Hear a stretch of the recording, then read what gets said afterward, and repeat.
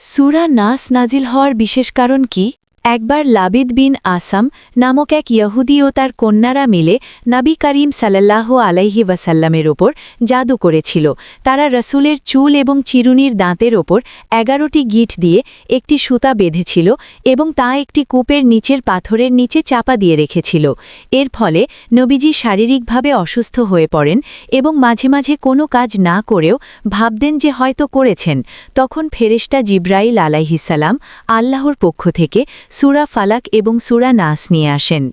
এই সূরাটি পাঠ করার সর্বোত্তম সময় কখন? প্রতিদিন সকাল এবং সন্ধ্যায় ৩ বার, প্রতি ফরজ সালাতের পর একবার এবং রাতে ঘুমানোর আগে সূরা ইখলাস ও ফালাকের সাথে মিলিয়ে পাঠ করা সুন্নত।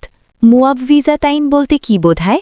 সূরা ফালাক এবং সূরা নাসকে একত্রে মুআউযিযাতাইন বলা হয়, যার অর্থ হল আশ্রয় প্রার্থনার দুটি সূরা। জাযাকাল্লাহ খায়ের।